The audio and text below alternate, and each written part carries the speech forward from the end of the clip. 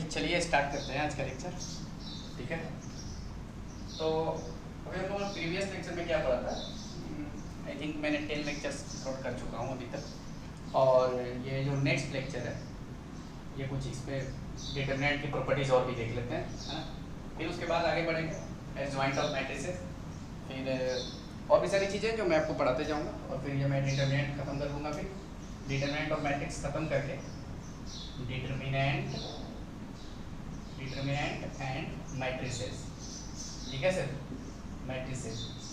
अच्छा, इसके साथ और एक तो ये चलेगा ही, अब चलेगा फंक्शन। ठीक है, क्या है सर?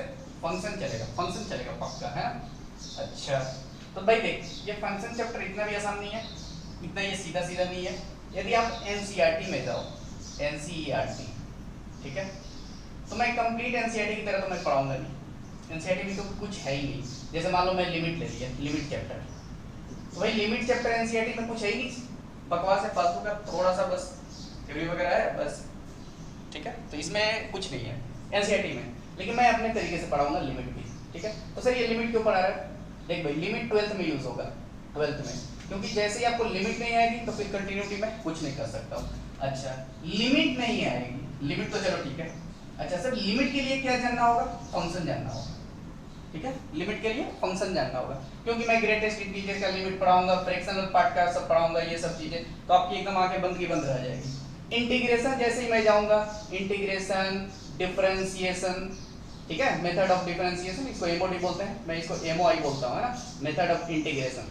ठीक है, अच्छा, तो सर इन सब चीजों के लिए मेरे को जानना है, जैसे एओडी, एप्लीकेशन ऑफ डेरिवेटिव, जब ये मैं स्टार्ट करूंगा तो फंक्शन जानना जरूरी है ना।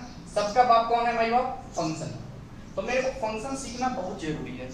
ठीक है, तो सर फंक्शन में क्या क्या आएगा? जैसे मान लो डोमेन आ जाएगा, डोमेन, रेंज, ग्राफ वगैरह। ठीक है, अच्छा, सिर्फ क्या सर सिर्फ डोमेन और रेंज ही आएगा? नहीं, इसमें बहुत सारी चीजें मैं बताऊंगा। मैं बेसिक से स्टार्ट करूंगा, ठीक है, एकदम जीरो लेवल से, एकदम जीरो, बिल्कुल जीरो, 10th स्टैंडर्ड से स्टार्ट करूंगा और हाई लेवल तक ले जाऊंगा। ठीक है, कोई बंदा कुछ नहीं जानता है वो फंक्शन पढ़ सकता है, हाँ, लेकिन उसको जोड़ घटाव आना चाहिए, ये बात है ना। ओके, तो सर फंक्शन, ठीक है, अभी तो मैं डिटरमिनेंट और मैट्रिक्स का खत्म करूंगा, और इसके साथ ही मैं एक और लेक्चर बनाऊंगा, फंक्शन का ही चलते रहेगा। और जैसे ही ये मैट्रिक्स डिटरमिनेंट खत्म हुआ, मैं लिमिट पे पहुंच जाऊंगा, यानी फंक्शन, लिमिट वगैरह सब साथ में चलेगा। ठीक है, मैं वीडियो डेली अपलोड करूंगा, अब तो अपडेट हो गया हूँ। और ये जो देख भाई, थोड़ा सा साउंड का दिक्कत है मेरे साथ, ठीक है ना, तो इसको मैनेज करो अभी 1 वीक तक। आफ्टर 1 वीक वो बढ़िया सा माइक में ऑर्डर कर दिया हूँ, वो आ जाएगा 1 वीक में। ठीक है, तो अभी इसी से ही काम चलाना है अपने को बस समझने से मतलब है ना, समझ लेंगे सब, सारी कोई दिक्कत नहीं है।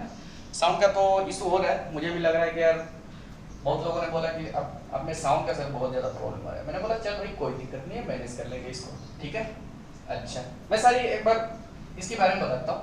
अच्छा, तो सर फंक्शन के साथ साथ मुझे और भी चीज़ें जानना होगा, जैसे लॉगरिथम, ठीक है, मैं इसी के साथ पढ़ा दूंगा। इनइक्वालिटी, ये भी मैं पढ़ाऊंगा आपको। ठीक है, वैसे आपको ट्रिगो भी आना चाहिए, लेकिन मैं ट्रिगो पे नहीं जा रहा हूँ, क्योंकि ये ट्रिगो बहुत ज़्यादा बहुत टेस्ट ले लेगा। ठीक है, ये 11th वालों को वैसे मैं 12th बैच में पढ़ा चुका हूँ। ठीक है, और ये टारगेट बैच में तो अभी नहीं पढ़ा हूँ ट्रिगो वगैरह। तो मैं स्टार्ट करूँगा फंक्शन से, और फंक्शन में बहुत चीजें बताते जाऊंगा, जैसे इनइक्वालिटी। अब देख, इनइक्वालिटी नहीं आएगी तो दिक्कत क्या होगा? यदि आपको इनइक्वालिटी नहीं आती है, इनइक्वालिटी, ठीक है, भले लीनियर इनइक्वालिटी हो, ठीक है, क्वाड्रेटिक इनइक्वालिटी हो, सब कुछ आपको आना चाहिए। तो मैं आपको आईडीएफ में प्रॉब्लम कर दूंगा, इनवर्स ट्रिगोनोमेट्रिक फंक्शन। वैसे देख भाई, जिसको खाली एनसीईआरटी पढ़ना है, मेरा वीडियो लेक्चर ना देखें पहली बार तो, ठीक है ना। एनसीईआरटी सिर्फ आपको कैसे भी एनसीईआरटी का क्वेश्चन रटना है, तो मैं आपके लिए बेस्ट उपाय बता रहा हूँ, एनसीईआरटी है। खाली एनसीईआरटी का क्वेश्चन रट जाना है तो आप क्या करो कि एक वो सॉल्यूशन खरीद लो, और यूट्यूब पे बहुत सारा वो लेक्चर पड़ा हुआ है एनसीईआरटी का, जैसे खाली एनसीईआरटी का सॉल्यूशन करवा देगा, तब वैसे क्वेश्चन रट लो ना। मेरी वो लेक्चर देखने की आपको कोई जरूरत नहीं है, ये मेरा क्यों मैं माथा फोड़ोगे, तो मैं भाई थोड़ा सा एडवांस में जाऊंगा। एडवांस के मैं बहुत ज़्यादा एडवांस में जाऊंगा, है ना। अभी ये डिटरमिनेंट और मैट्रिक्स में भी मैं बहुत ज़्यादा एडवांस में घुसूंगा। ठीक है, अभी तो स्टार्ट ही नहीं किया था कुछ भी, ऐसे ही नॉर्मली चल रहा था। ठीक है, मैंने बहुत सारा प्रूफ भी छोड़ दिया, तो सोचा कि यार देखता हूँ जितना पॉसिबल होता है। लेकिन ऑनलाइन लेक्चर में थोड़ा सा प्रॉब्लम मुझे भी हो रही है कि बच्चों से इंटरेक्शन नहीं हो पा रही है।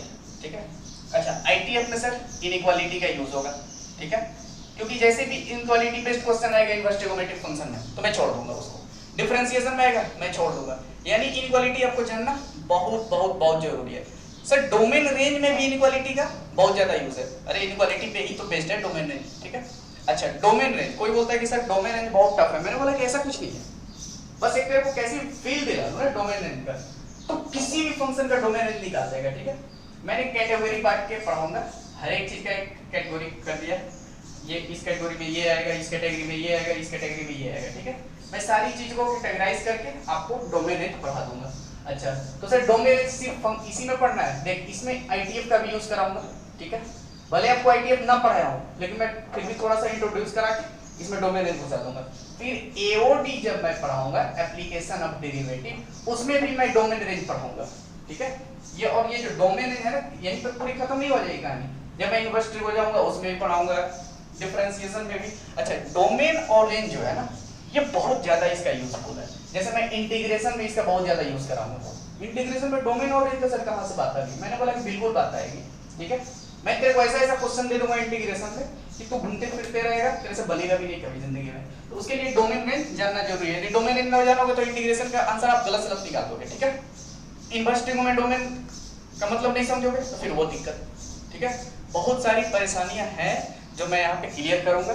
जैसे इनवर्स ट्रिगोनोमेट्री में बहुत सारे लोग क्या करते हैं, मैंने देखा यार, मैं बहुत ज्यादा चिंतित हूँ इस सब चीजों को लेकर के।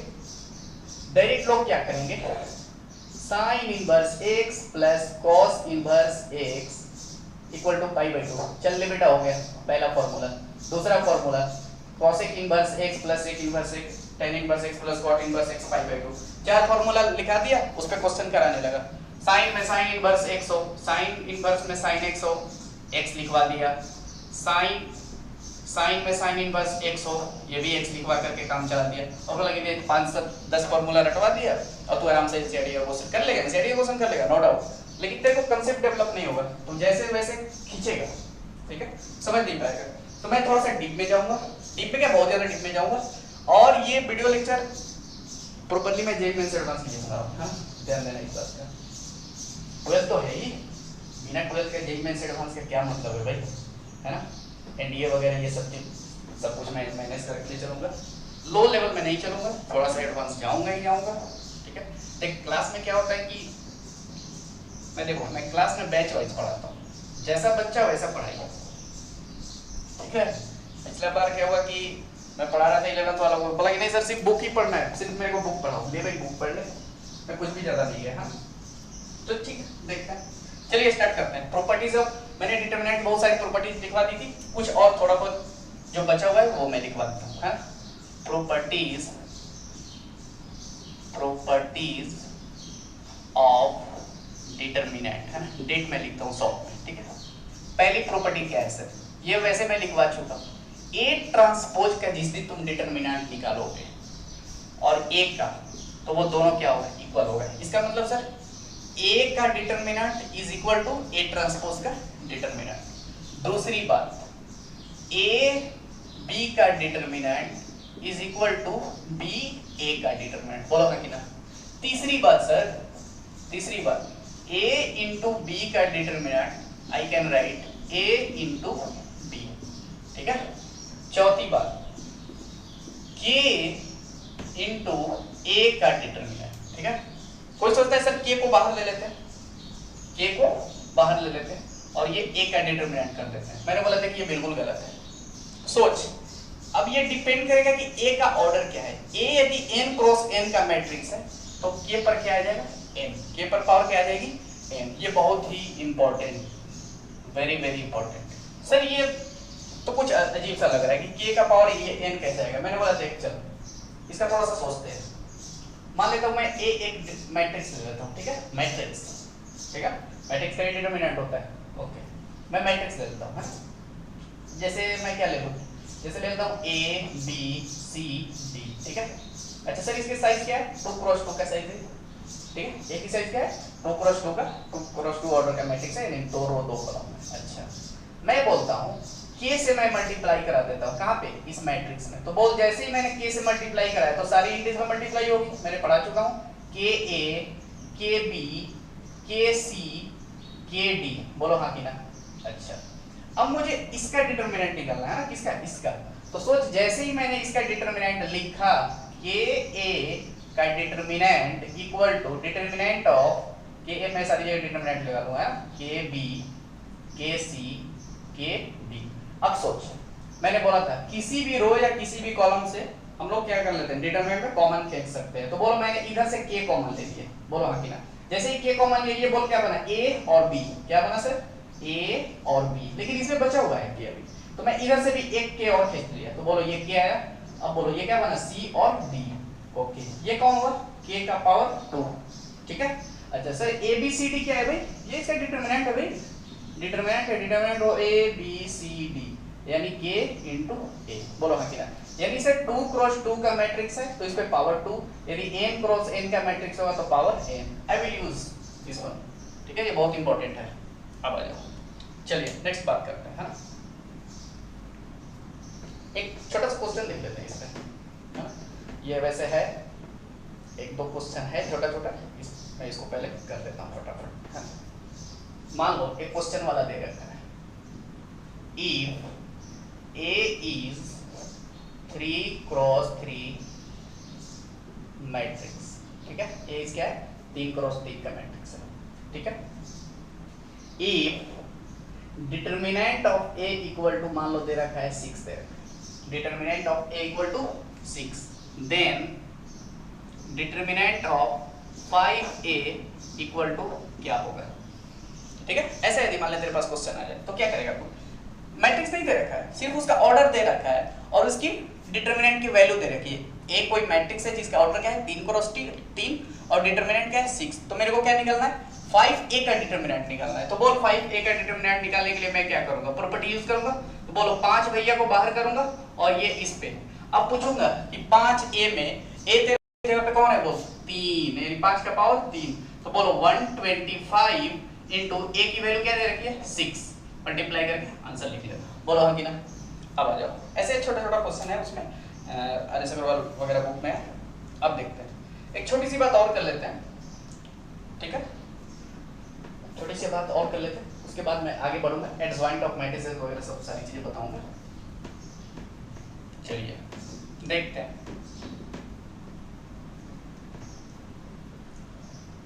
ठीक है सब, स्टार्ट करते हैं ना। Area of triangle, area of triangle when vertices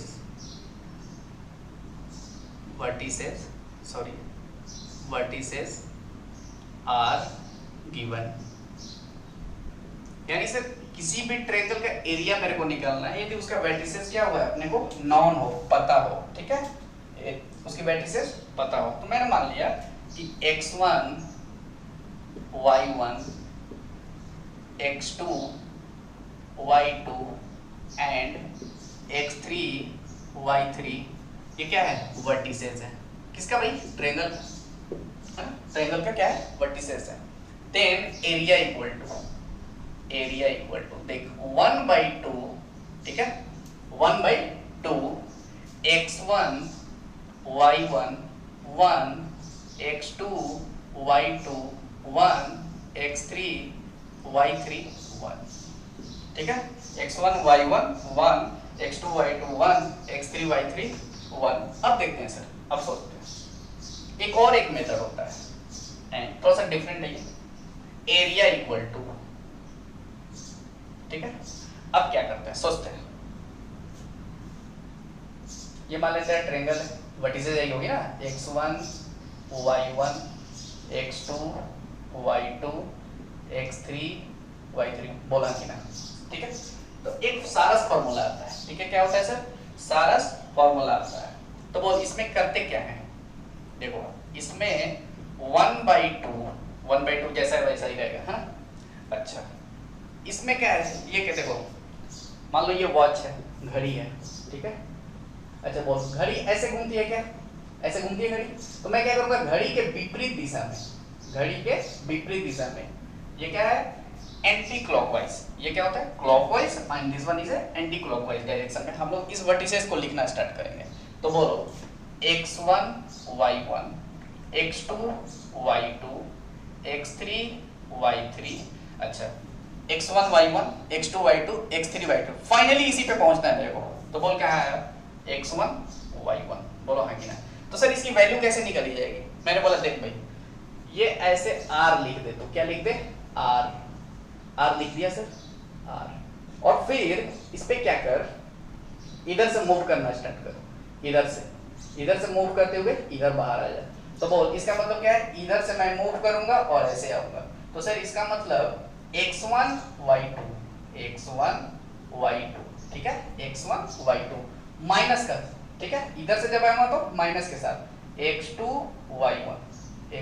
y1, फिर प्लस, फिर क्या है सर प्लस का साइन, ठीक है, और ये 1/2 बाहर होना चाहिए ना, 1/2 बाहर होना चाहिए, ये 1/2 सबके बाहर है, ओके। फिर इसके साथ, इसके साथ ऐसे, इसका इसके साथ और ऐसे, तो बोलो x2 y3, हाँ x2 y3 minus x3 y2 plus, फिर क्या करूंगा इसका इसके साथ, तो बोलो x3 y1 माइनस का x1 y3, ठीक है। अब बोलो किसी बच्चे के दिमाग में कि सर ये और ये क्या दोनों सेम देगा? मैंने बोला हाँ देख बिल्कुल सेम देगा, मैच कर लेते हैं ना, ये क्या है मैच कर लेते हैं, देख लेते हैं। मैं इसको मिटा रहा हूँ, तुम लोग पॉज करके देख लेना जो भी करना होगा, है ना। चलो इस डिटरमिनेंट को खोलते हैं, खोलना स्टार्ट करते हैं। तो बोलो 1/2 भैया बाहर रहेंगे। चलो मैं इसके करस्पॉन्डिंग खोल रहा हूँ, कम r1 के करस्पॉन्डिंग। तो बोलो ये खत्म, तो बोलो x1 into y2 minus y3 plus, ये क्या है प्लस, ये माइनस है माइनस y1 इंटू y1, बोलो x2 माइनस x3, ठीक है, x2 माइनस x3 प्लस 1 के करस्पॉन्डिंग खोलूंगा तो बोलो क्या आएगा सर, क्या आएगा x2, ये 1 के करस्पॉन्डिंग, ठीक है, बोलो ये, तो बोलो x2 y3 minus x3 y2। अब किसी बच्चे के दिमाग में सर क्या ये और ये दोनों सेम है? मैंने बोला हाँ देख बिल्कुल सेम है। कैसे सर x1 के साथ y2 y3 आ रहा है क्या? मैंने बोला अभी देख लेते हैं ना क्या फर्क पड़ता है। अभी चल इसको मैच कराता हूँ, मैं इसके साथ मैच कराता हूँ, चलो आ जाओ, ठीक है। 1/2 तो भैया बाहर है ही, ठीक है। अब बोल x1 के साथ y2 है, तो मैंने x1 कॉमन ले लिया, तो बोलो y2, x1 कहीं और है क्या? यहाँ है, तो बोलो x1 जैसी का माइनस का y3, यानी y2 माइनस y3, बोलना कि ना। अब आ जा माइनस का y1 मैं लेता हूँ, माइनस का y1 सर क्या है? यहाँ है माइनस का y1, तो बोलो क्या आ जाएगा x2, माइनस का y1 कॉमन लिया तो बोल क्या है x2। अब माइनस का y1 कहीं और देख लेते हैं, दुनिया में और कहीं है क्या? यहाँ है, यहाँ, तो बोलो क्या आ जाएगा, माइनस करूंगा तो माइनस का x3, बोलो हाँ कि ना, ठीक है। अब देखो बाकी जो मिलेगा इसका प्रोडक्ट हो जाएगा प्लस x2 y3। अब सुन सोचते हैं, इसका मैंने जो भी मल्टीप्लाई कराया x1 y2 खत्म हो गया, ये पार्टी x1 y3 कहाँ है सर? x1 y3 ये भी पार्टी खत्म, क्योंकि मैंने यहाँ पे लिख चुका हूँ। अब बोलो x2 y1 ये भी खत्म, बोलो हाँ कि ना। अब बोलो प्लस का y1 x3 तो बोल बचा सिर्फ ये पार्टी बची, यानी x2 y3 माइनस का x3 y2, यानी मैच कर गया, है ना। चलो तो ये और ये हम लोग जो मर्जी वो यूज कर सकते हैं, बट पेयर बोर्ड में ये यूज करना है, ये कॉम्पिटिटिव के लिए, ठीक है। अब आ जाओ आगे बढ़ता हूँ, है ना, आगे बढ़ता हूँ।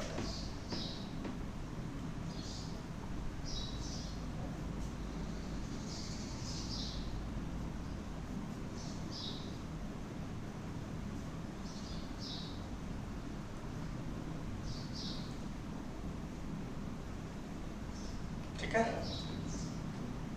लिख लेते हैं कंडीशन ऑफ कोलिनियरिटी, हाँ कोलिनियरिटी। सर ये क्या है कोलिनियर? मैंने बोला देख यदि 3 पॉइंट, ठीक है, 3 या 4 पॉइंट, जैसे मान लेंगे ये कोई ट्रायंगल था, तो ये उसका वर्टिसेस, तो क्या कुछ एरिया ऑक्युपाई करेगा? ऑब्वियस सी बात है सर, एरिया रखेगा, बिल्कुल रखेगा। यदि सोच ये ए बी सी पॉइंट तीनों एक ही लाइन पे हो गया, ए बी सी, ठीक है, बी को मैं इधर रखता हूं समझाने के लिए। सोच ए बी सी, यदि मान ले ए बी तुम्हारा, अब सोच सी क्या यहाँ पे था पहले, ये पहले वाला फिगर मैं यहाँ पे लिख रहा हूँ, सी यहाँ पे है, ठीक है। अब मैं क्या करता हूँ, धीरे धीरे ए, ये क्या है बी, मैं इस पॉइंट को, कौन सा पॉइंट सर, कौन सा पॉइंट, ये सी वाला पॉइंट है ना, सी वाला पॉइंट को नीचे शिफ्ट करते जा रहा हूँ। तो वो जैसे ही शिफ्ट करोगे ये यहाँ पे आएगा, फिर कहाँ पे आएगा, यहाँ पे आएगा, फिर यहाँ पे, फाइनली ये क्या हो जाएगा, ये यहाँ पे शिफ्ट हो जाएगा। तो बोल क्या ए बी सी तीनों एक ही पॉइंट पे हैं, जब तीनों एक ही पॉइंट पे हैं तो सोच जैसे ही जैसे मैं इधर नीचे शिफ्ट करते जा रहा हूँ तो क्या इसका एरिया घटते जा रही है। सोच ये वाला एरिया इतना हुआ, पहले कितना था, इतना बड़ा था, मैं शिफ्ट करा दूंगा इसी पे, तो बोल इसका एरिया क्या हो जाएगा, 0, एरिया इक्वल टू 0। यानी इसका मतलब यदि 3 पॉइंट गिवन है और वो क्या है, वो लीनियर है, तो वो क्या होगा, उसका एरिया क्या होगा, 0, ठीक है। if पहली पॉइंट, if 3 points, 3 से या 3 से अधिक भी हो सकते हैं ना, 3 points are collinear, then area equal to 0। और एरिया तो निकालना आता है ये तीनों पॉइंट से, है ना, तीनों पॉइंट के यदि वर्टिसेस दे रखा हो तो मैं एरिया पे चिपकाऊंगा और एरिया इक्वल टू 0 कर दूंगा, ठीक है। ओके, एक नोट में एक और बात डाल देते हैं, ठीक है, note, if area is given, मान लो कि 3 पॉइंट दे दिया, ठीक है, x1 y1 कुछ ऐसा करके मान लेते 3 तेरे को पॉइंट दे दिया, ठीक है, ये मान लेते दिया 1 2 3 4, ये दे दिया k 5, ठीक है, 3 पॉइंट दे दिया और इसका बोल रहा है कि सर इसका एरिया है 10 स्क्वायर यूनिट, ऐसा मान लेते हैं। If area is given then use plus minus sign, ठीक है, area is given then use plus minus sign. चल मैं एक क्वेश्चन के एग्जाम के तरीके से ही बताता हूँ। मान लो ये एक ट्रायंगल है और इसका एरिया बोल रहा है कि सर 10 स्क्वायर यूनिट है, कितना है, 10 स्क्वायर यूनिट है। तो मैं क्या करूँगा, एरिया वाला फॉर्मूला लगाऊंगा, तो बोल क्या होगा, 1 2 1 3 4 1 k 5 1 इक्वल टू मैं लिख दूंगा प्लस माइनस 10 और इस डिटरमिनेंट को सॉल्व करूंगा और k की वैल्यू निकालूंगा, ठीक है। चलिए आगे बढ़ते हैं।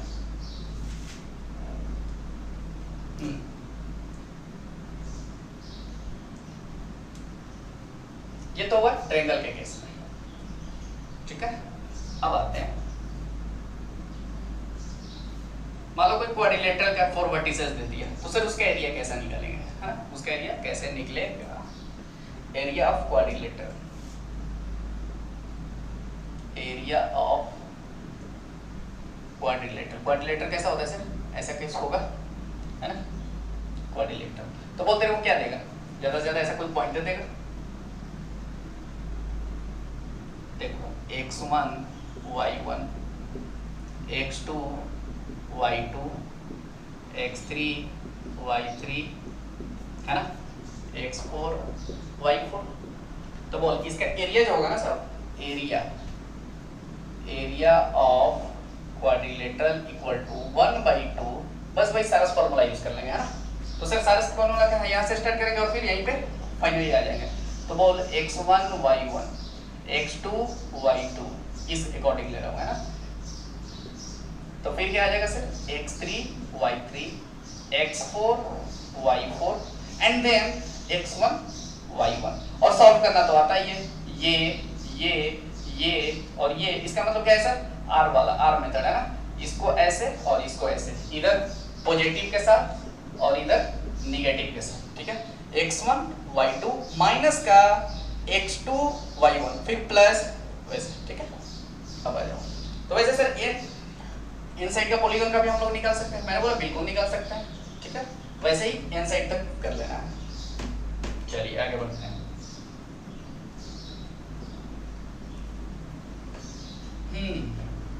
अब आते हैं कुछ और भी, जैसे क्वेश्चन है, क्वेश्चन कर लेता हूँ। इफ मेरे पास क्वेश्चन है, if a, 0 0, b and 1, 1 are collinear, then 1/a plus 1/b equal to क्या होगा, ठीक है। मैं डायरेक्ट फॉर्मूला यूज करता हूँ, है ना, कोलिनियरिटी का। तो बोल एरिया इक्वल टू क्या था, 1/2, है ना, मैं सारा सही लगा देता हूँ। बोलो A0 0B 1 1 और फिर क्या आ जाएगा A0, बोलो हाँ कि ना। तो बोल एरिया इक्वल टू, अच्छा ये क्या है, कोलिनियर है, तो इसका मतलब सर कोलिनियर है तो इसका एरिया 0 यानी इक्वल टू 0, है ना। कोलिनियर जैसे ही मैंने देखा ये क्या है, तीनों पॉइंट क्या है, लाइन पे तो एरिया इक्वल टू 0। बोलो 1/2 उधर क्या है 0, यानी इसका इससे मल्टीप्लाई, इसका मतलब क्या है सर, A0 0B 1 1 A0 1/2 को इधर भेज दिया तो 0, ठीक है, 0 में 1/2 0। अब आ जाओ सारा फॉर्मूला यूज करते हैं ना। तो बोलो इसका इसके साथ, तो बोलो AB -0 × 0 0 छोड़ देते हैं, ये बोलो 0 0 × 1 0 माइनस का B यानी -B, ठीक है। अब आ जाओ इसका 0 माइनस का A बराबर बोल कितना 0 आया। अब सोच A और B भैया को उधर ले जाते हैं, हाँ AB को उधर ले जाते हैं, AB equal to A plus B, ठीक है। अब मैं क्या करता हूँ, इस पूरी कहानी में AB से डिवाइड मारता हूँ, तो बोलो डिवाइडेड बाई AB, तो बोलो ये 1 और ये क्या है, AB से डिवाइड किया तो A cancel, 1/B plus AB से डिवाइड किया तो 1/A, यानी इसकी वैल्यू क्या आ गया 1, जो क्वेश्चन वाला पूछ रहा है मेरे से, है ना।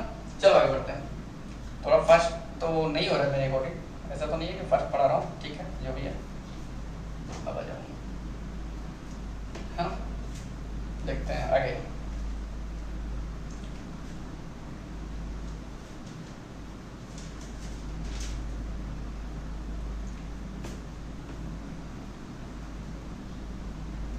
एक नई टर्म आएगी, कोफैक्टर और माइनस, ठीक है। इसका यूज हम लोग एडजॉइंट ऑफ मैट्रिक्स जब मैं पढ़ाऊंगा, अभी जस्ट ही पढ़ाऊंगा, है। तो सबसे पहले मैं कोफैक्टर और माइनस को सीख लेता हूँ। सर कोफैक्टर और माइनस क्या है, अच्छा पहली बात तो सर कोफैक्टर और माइनस निकाला किसका जाता है, तो डिटरमिनेंट का, डिटरमिनेंट के किसी एलिमेंट का कोफैक्टर और माइनस निकाला जाता है, ठीक है। ओके पहले माइनस पे बात कर लेते हैं, कोफैक्टर्स और माइनस, हेडिंग डालते हैं कोफैक्टर एंड माइनर, ठीक है। अच्छा इफ A इक्वल टू, ठीक है, A कोई क्या है, डिटरमिनेंट है ना, A11 A12 A13 A21 A22 A23 A31 A32 A33, बोलो और ये कितने का ऑर्डर का है, 3 × 3 का है। अच्छा मेरे को माइनर निकालना है, तो माइनर देख बेटा क्या होता है ना कि हर एक एलिमेंट का हम लोग माइनर निकालेंगे पहले, then I will come to the cofactor. पहले माइनर समझ लो, कोफैक्टर अपने आप आ जाएगा, है ना। अच्छा माइनर ऑफ A11, ठीक है, माइनर ऑफ A11। तो देख माइनर ऑफ A11 निकालने के लिए हम लोग करते क्या है, किसका निकालना है सर, किसका निकालना है, A11 का माइनर निकालना है ना, A11 का माइनर निकालना है।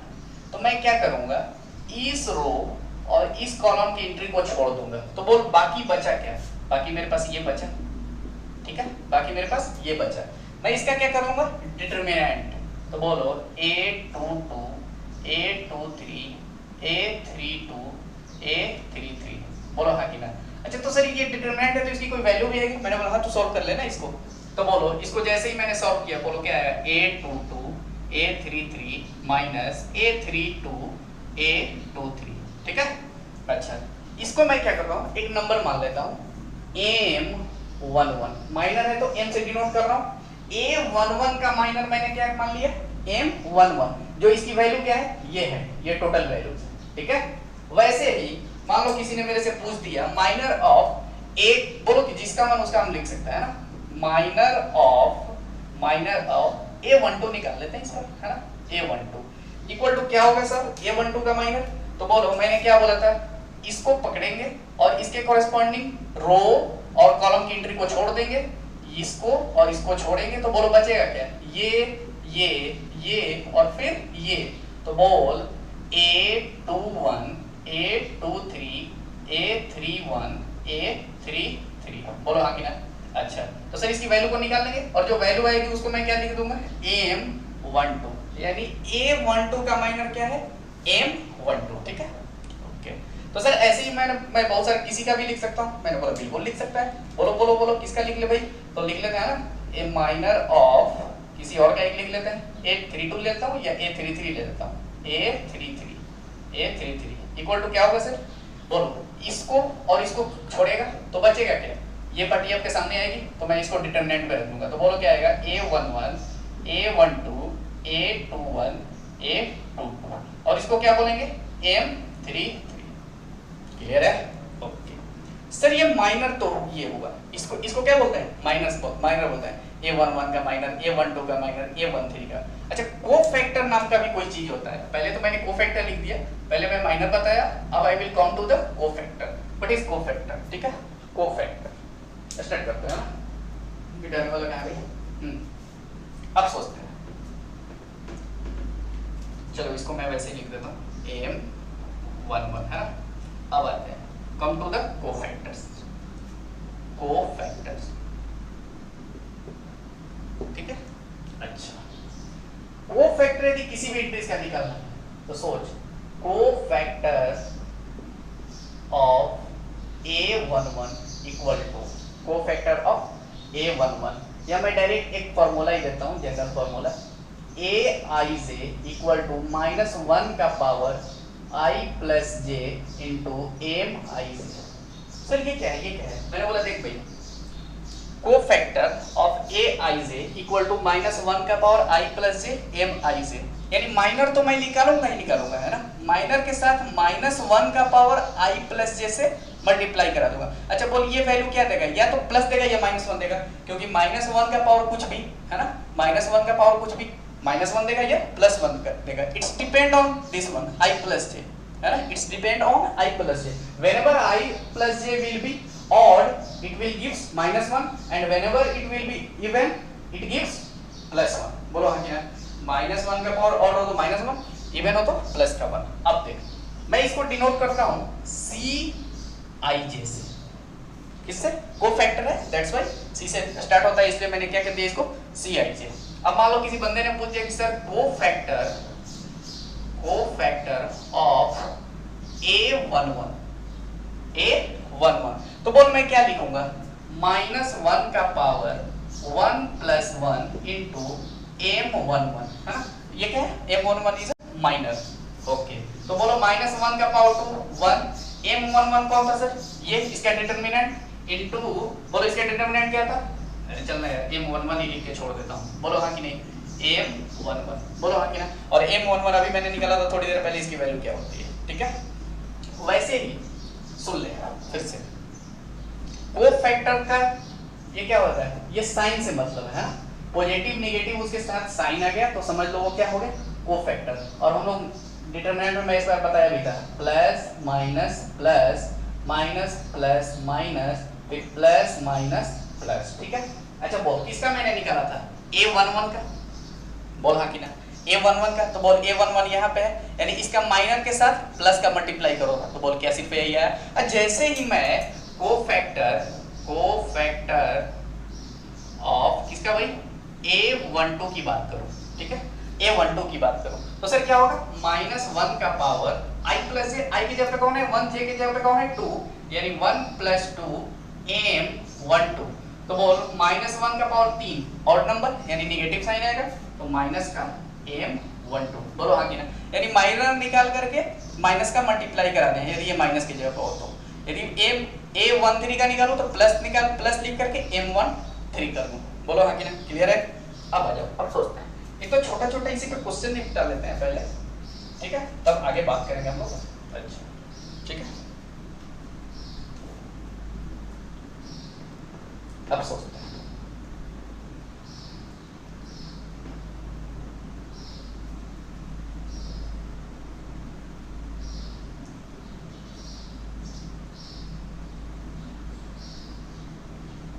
ठीक है सर, चलो आ जाओ। A इक्वल टू, ये एग्जाम्पल टाइप का ले रहा हूँ है ना, ये एग्जाम्पल है, A इक्वल टू 1 2 3 चल 3 क्रॉस 3 का लेता हूँ मैट्रिक्स है ना, 1 2 0 2 1 3 0 4 1 है ना, कोई मैट्रिक्स ले लिया, साइज इसका सॉरी डिटरमिनेंट ले लिया, और इसका साइज क्या है सर 3 क्रॉस 3 है। तो किसी बंदे ने पूछ दिया माइनर ऑफ 1 यानी इस इंट्रीज का माइनर बताओ, ठीक है। तो मैं क्या करूंगा इसमें इसको और इसको छोड़ दूंगा और बाकी का क्या ले लूंगा डिटरमिनेंट। तो बोलो 1 3 4 1, बोलो इसका डिटरमिनेंट क्या है 1 माइनस 12 यानी माइनस का 11। बोलो हाँ कि ना। अच्छा माइनर ऑफ 2, ठीक है माइनर ऑफ 2। तो बोलो ये और ये छोड़ूंगा, कौन सा ये 2 को मैं घेर लूंगा और इसको छोड़ दूंगा। तो बोल क्या आया 2 0 3 1। बोल हाँ कि ना। अच्छा बोलो इसका इससे मल्टीप्लाई किया तो 2 माइनस 0 दैट इज 2, ठीक है। अब आ जाओ माइनर ऑफ मैं किसका निकाल लूं 1 का निकाल लेता हूं। कौन सा 1 इस वाले 1 का निकाल रहा हूं, है ना। यहाँ पे बहुत 2 1 है, ठीक है। मैं इस वाले 1 का निकाल रहा हूं, दैट इज किसका a 3 का निकाल रहा हूं, है ना, a 3 का। तो बोलो तो माइनर क्या हो जाएगा सर इसको काटेंगे तो बोलो क्या बना 1 2 2 1 एंड इट बिकम्स 1 माइनस 4 यानी माइनस 3, ठीक है। अच्छा जैसे ही मैंने माइनर निकाला मेरे को किसी ने कोफैक्टर पूछ दिया सर कोफैक्टर बताओ ना। तो बोलो कोफैक्टर, अच्छा 1 इसमें या इसका मैं 1 क्या निकाला था, है ना a11 वाला, ठीक है। अच्छा कोफैक्टर ऑफ 1 किसका इसका। तो बोलो मैंने क्या बताया था plus minus plus minus plus minus plus minus plus. बोलो हाँ कि ना। अब बोल ये -11 है और इसके साथ किसका साइन है प्लस का, तो -11 ही हो जाएगा, है ना। -11 में प्लस का गुणा करेंगे तो माइनस ही होगा। तो कोफैक्टर ऑफ किसका ये 2 का। तो बोल 2 का कोफैक्टर कितना है 2। तो 2 कहाँ है सर 2 2 2 2 कौन सा ये 2 है ना ये 2 का। अच्छा इस 2 का मैं निकालूंगा तो बोल क्या है माइनस का साइन है यानी -2 लगा दूंगा। बोलो हाँ कि ना। वैसे ही इसका निकालूंगा माइनर ऑफ कोफैक्टर ऑफ कौन सा 1 इक्वल टू बोल यहाँ पे क्या है -3 साइन है। अब चेक करूंगा ये जो 1 है इसके आगे क्या है प्लस की माइनस, तो प्लस है तो प्लस होगा तो बोलो क्या होगा -3 जैसा है वैसा ही रहेगा, है ना। ओके एक चीज और देखते हैं, ये जो बहुत इंपॉर्टेंट चीज है इसका ध्यान में रखना बहुत जरूरी है, ना? देख लेते हैं।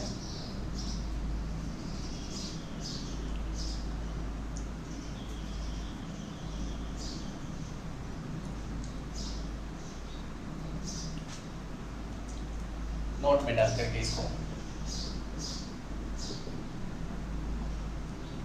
वैल्यू ऑफ डिटरमिनेंट,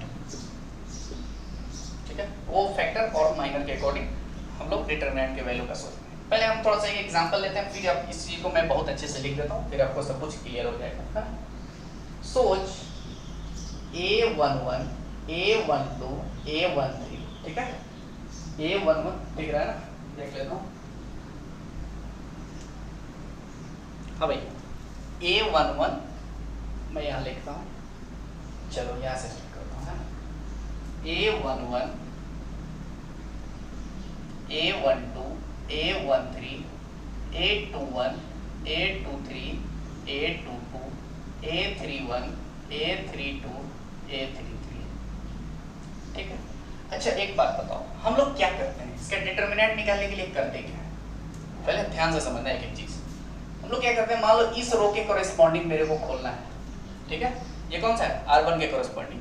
तो हम लोग क्या करते हैं a11, अच्छा फिर a11 को इधर से छोड़ेंगे और बाकी का क्या करते हैं डिटरमिनेंट लिखते हैं, यानी बाकी का डिटरमिनेंट लिखते हैं a23 a22 a32 a33। बोलो हाँ कि ना, अरे यही तो करते हैं। अच्छा फिर सर माइनस का साइन देते हैं पहले, फिर क्या है माइनस का साइन a12 को लेंगे a12 को। अच्छा फिर इसका क्या करेंगे सर इसके और इसके कॉरेस्पॉन्डिंग छोड़ेंगे और ये डिटरमिनेंट में आएगा। तो बोल हाँ कि ना a21 a22 a31 a33। बोलो हाँ कि ना। फिर प्लस, ठीक है, प्लस माइनस प्लस a13 और फिर क्या होगा सर बाकी इसके कॉरेस्पॉन्डिंग जैसे क्या ये खत्म। तो बोल क्या बना a21, ये सारी चीजें मैट्रिक्स सॉरी डिटरमिनेंट में आएंगी। तो बोलो a21 a23 a31 a33। बोलो हाँ कि ना। अब सोचते हैं अच्छा बोल ये कौन, सोच ले ये कौन, ये माइनर है। किसका माइनर सर, इसका A11 का माइनर। तो सर लिख दो ना, इसमें क्या है A11 इंटू M11, अरे यार हाँ ना बोल, A11 M11, अच्छा माइनस A12, और ये भी तो माइनर ही है। किसका माइनर, A12 का माइनर। A12 का मैंने माइनर निकाला था तो क्या आया था, A12 का माइनर ये, और ये छोड़ेगा तो ये, तो बोल A21 A22 A31 A33, तो बोलो क्या मैं इसको लिख दूं M12, क्लियर है, ओके, प्लस A13 इंटू ये किसका माइनर है सर, M13, बोलो हाँ कि ना, ओके। अब और सोचते हैं, थोड़ा सा और दिमाग की घोड़े दौड़ाते हैं, हाँ। अच्छा क्या बोल, ये फर्स्ट एंट्री में A11 का माइनर क्या था, M11, और इसका कोफैक्टर क्या हो जाएगा, Mij इक्वल टू क्या मैंने बताया था, -1 का power I plus j into sorry Cij equal to -1 का power I plus j Mij, ये लिखा है ना कोफैक्टर वाला फॉर्मूला भी। अब सोच, तो जैसे यहाँ पे 1 और 1 है, तो बोल -1 का पावर 1 प्लस 1 क्या हो जाएगा 2, यानी -1 का पावर 2, यानी ये 1 बन गया, यानी Mi, चलो 1 लिखते हैं, I की जगह पर भी 1, J की जगह पे भी 1, तो बोलो -1 का पावर 1 प्लस 1 M11, तो बोलो -1 का पावर ये क्या है, ये 2 है, यानी 1 M11, यानी C11 के जगह पर मैं M11 लिख सकता हूँ, बोल हाँ कि ना। तो मैं लिखता हूँ इसको A11 इंटू C11, बोलो हाँ कि ना। अच्छा अब M12 के जगह पे मैं रखता हूँ, तो सोच I के जगह पर 1 और J के जगह पर मैं क्या रखता हूँ 2, तो बोल -1 का पावर 1 प्लस 2 M12। अब सोच भैया -1 का पावर 3 कितना होगा, -1 M12, यानी -M12 के जगह पर मैं लिख सकता हूँ C12, -M12 के जगह पर मैं क्या लिख सकता हूँ C12, तो बोलो ये प्लस का A12 इंटू C12, इसी प्रकार A13 इंटू C13, बोलो हाँ कि ना। तो सर इसका मतलब ये है कि किसी भी डिटरमिनेंट की वैल्यू क्या होती है, किसी भी रो के कॉरेस्पॉन्डिंग खोलते हैं हम लोग, चलो इसके रो के कॉरेस्पॉन्डिंग खोला, तो इस रो, इस एलिमेंट और इसी का कोफैक्टर प्लस ये एलिमेंट इंटू इसी का कोफैक्टर, ये एलिमेंट इंटू इसी का कोफैक्टर, बोलो हाँ क्या। अब आते हैं, तो मैं इसका एक जनरल फॉर्मूला लिख लेता हूं, है ना, जनरल फॉर्मूला लिख लेता हूं, चलो वैल्यू ऑफ डिटरमिनेंट, ये सब समझ लिया, मैं मिटा रहा हूं।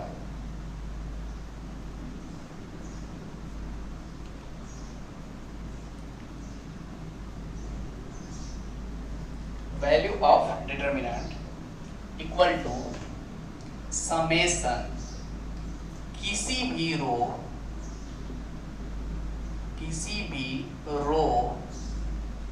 या कॉलम, किसी भी रो या कॉलम का क्या होगा, एलिमेंट होगा। देख क्या है, वैल्यू ऑफ डिटरमिनेंट यही थी है ना, तो किसी भी रो या किसी भी कॉलम का क्या है, ये एक एंट्री है, तो बोल किसी भी रो का ये एंट्री, तो किसी भी रो या कॉलम का एलिमेंट इनटू ये गुणा है ना देयर कोफैक्टर, ठीक है सर। ये समेशन क्यों लिखा, अरे ये प्लस है तो इसीलिए तो मैं समेशन लिखा है ना, समेशन। देख कैसे, तो मान ले कि मैं ये मेरा था A11 A12 A13 A21 A22 A23 A31 A32 A33, ठीक है। अब आ मुझे इसका क्या निकालना है, डिटरमिनेंट निकालना है, तो मैं क्या करता था, ये इनटू ये इसका डिटरमिनेंट, तो बोल मैं इसके कॉरेस्पॉन्डिंग कर रहा हूं, तो किसी भी रो या किसी भी कॉलम के साथ कर सकते हैं। मैं चाहूं तो इस कॉलम की कॉरेस्पॉन्डिंग खोलता, तो इस कॉलम की कॉरेस्पॉन्डिंग खोलता, तो ये लेता, तो ये लेता, तो ये, और ये लेता, तो इसको छोड़ता, ये, यानी इसी का क्या कोफैक्टर, यानी किसी भी रो या कॉलम का एलिमेंट और उसी का कोफैक्टर प्लस उसी रो का एलिमेंट और कोफैक्टर, उसी रो का एलिमेंट और कोफैक्टर। तो मैंने वही लिखा है, किसी भी रो या कॉलम का एलिमेंट इनटू देयर कोफैक्टर्स। अच्छा समेशन इसलिए रखा ताकि बीच में प्लस प्लस, दो प्लस आ रहा है ना, तो सबको क्या कह दिया मैंने, जोड़ दिया, क्लियर है। अच्छा अर्थात, ठीक है, नोट लिख लेते हैं बढ़िया से, अर्थात ठीक है A11 C11 plus A12 C12 A13 C13, बोलो आगे ना। फर्स्ट रो के कॉरेस्पॉन्डिंग खोला तो ये आएगा, तो सेकंड रो के कॉरेस्पॉन्डिंग भी खोल के देख सकता है, कोई भी तो लिख सकता है ना, उससे कोई फर्क नहीं पड़ता है। ओके, तीसरी बात, बट ये ध्यान देना, ठीक है, यदि किसी भी रो या कॉलम को उठा लिया और तुमने उसका क्या बोलते हैं कोफैक्टर नहीं, किसी और का कोफैक्टर से मल्टीप्लाई करके भाई साहब जिस दिन लिख दिया ना, उसके आंसर 0 दे देगा। क्या दे देगा? 0। तो मैं मान लेता हूं जैसे A11 और मैं निकाल लेता हूं C12 ले लेता हूं, प्लस A12 C क्या लेता हूं, C ले लेता हूं 22, है ना, C22 प्लस A13 C मैं ले लेता हूं 23 है ना, 23, देख 12 लिया 22 लिया 23 इक्वल टू उसका आंसर क्या हो जाएगा? 0। क्लियर है? यदि उसी के कोरेस्पॉन्डिंग तुमने क्या ले लिया कोफैक्टर तो चलेगा, उसका क्या देगा ये डिटरमिनेंट, लेकिन यदि किसी और का तुमने जैसे ही लिया तो उसका आंसर क्या दे देगा? 0 दे देगा। ठीक है, ये एकदम इंपॉर्टेंट है, ये सब सारी चीजें इंपॉर्टेंट, क्योंकि मैं आगे एक प्रूफ कराऊंगा जिसमें इसका बहुत ही यूज है। ठीक है, ओके चलो आगे बढ़ते हैं। नेक्स्ट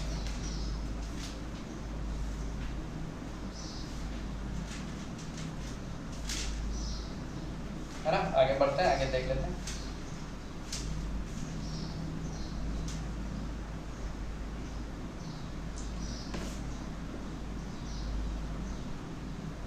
यानी बाबू हमने अभी तक क्या सीखा कि भाई साहब ये सीखा कि किस डिटरमिनेंट की वैल्यू क्या होती है, उसकी एलिमेंट और उसके कोफैक्टर का प्रोडक्ट करा के यदि सम करा दे तो उसके डिटरमिनेंट की वैल्यू देती है।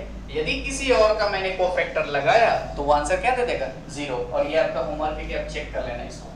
ठीक है, एज ए होमवर्क। अब देखते हैं, आगे पढ़ते हैं। Adjoint of matrix. ठीक है, हेडिंग डालते हैं एडजॉइंट ऑफ मैट्रिक्स, एडजॉइंट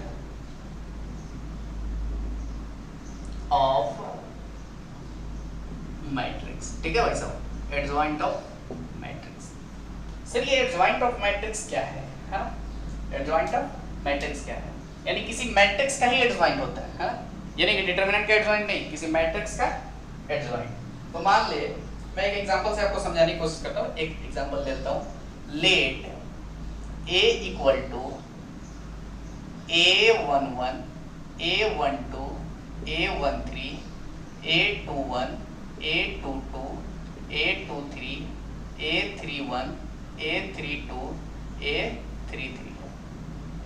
ठीक है, और किसी ने बोल दिया कि इसका एडजॉइंट निकालो, किसका, इस मैट्रिक्स का एडजॉइंट निकालो। तो भाई साहब सबसे हम लोग पहले क्या करेंगे, इस सारे एलिमेंट्स का हम लोग क्या कर लेंगे, कोफैक्टर निकालेंगे। किसका सर? इस मैट्रिक्स का।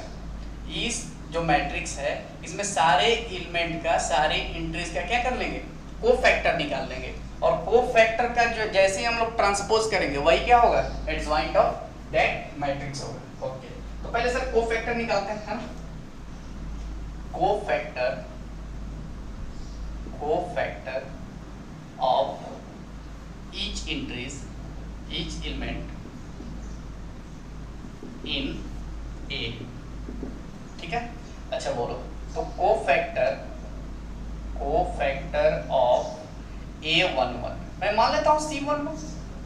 अरे कोफैक्टर क्या निकाला था, कोई क्या होता है, वो कोई रियल नंबर ही होता है ना, M11 और उसके सामने प्लस का साइन लगता है, तो मैं मान लिया C11, है ना। इसका भी क्या होगा, A12 का बोलो क्या हो जाएगा, A12 का C12, A13 का क्या हो जाएगा, C13। ऐसे ही आगे बढ़ेगा ये, है ना। ओके, तो हम लोग क्या करते हैं, एक कोफैक्टर का हम लोग सेट बनाते हैं, है ना। ये जो भी कोफैक्टर्स निकालेंगे और उसका मैं जैसे ही ट्रांसपोज लूंगा वही क्या होगा, एडजॉइंट। पहले देख लेते हैं, इसलिए adjoint of A equal to, देख adjoint of A equal to क्या होता है, मैं अभी बता रहा हूं। इस A11 है, इसका कोफैक्टर निकाल। मैंने माना कि सर कोफैक्टर इसका आ गया C11, मैं लेके चल रहा हूँ C11 है ना, ये नहीं कि A11 का कोफैक्टर C11 ये सर कहाँ से आया, अरे कोई नंबर ही तो होगा, मैं मान लिया C11 है ना। ओके, इसका मैं मान लेता हूँ C12, इसका मान लिया C13। तेरे को एग्जांपल जब कराऊंगा ना एकदम स्टैटिक क्लियर रहेगा है ना। C21, C22, C23 है ना, C31, C32, C33।